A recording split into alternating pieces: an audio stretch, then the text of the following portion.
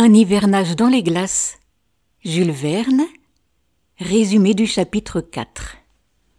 Ce chapitre 4, qui est nommé « Dans les passes », nous plonge au cœur du grand froid et du danger. Nous sommes à la fin de juillet, et la jeune Hardy s'approche enfin des mers polaires. À l'horizon, une lueur blanche annonce les premiers bancs de glace. Ce sont des blocs géants, flottants, venus du détroit de Davis. L'équipage redouble de vigilance. Un seul choc et le navire serait broyé.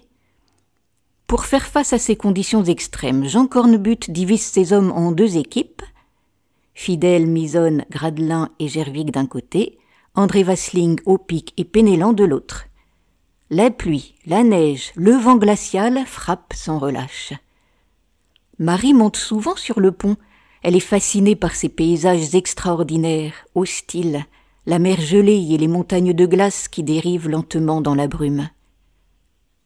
Le 1er août, alors que le navire pénètre dans une passe étroite, des glaces brisées filent vers le sud. Marie est à l'arrière du brick.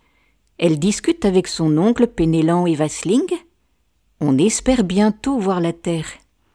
Mais la conversation révèle des tensions. Vasling suggère que le navire norvégien Froen a été entraîné plus au nord.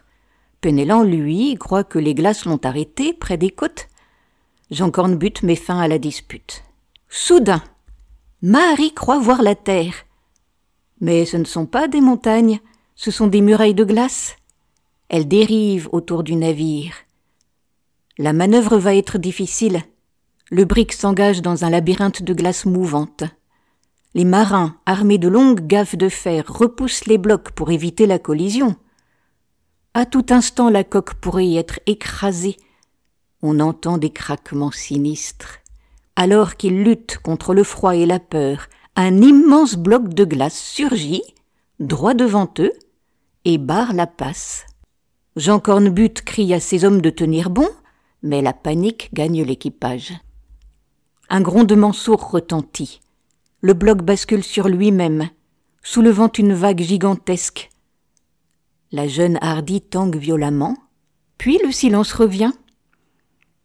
Quand les marins rouvrent les yeux, la passe est libre. Le bloc a disparu, et devant eux s'étend une mer calme. Un miracle les a sauvés. La glace s'est retournée juste à temps. 2 minutes plus tard, le navire aurait été pulvérisé. Ainsi se termine ce chapitre, plein de tension et de souffle. Un premier face-à-face avec la puissance sauvage des glaces, où le courage, la chance et la mer décident du destin des hommes. Si ce résumé vous a plu, merci de cliquer sur le pouce. Vous pouvez retrouver histoire et poésie sur ma chaîne Entendre lire.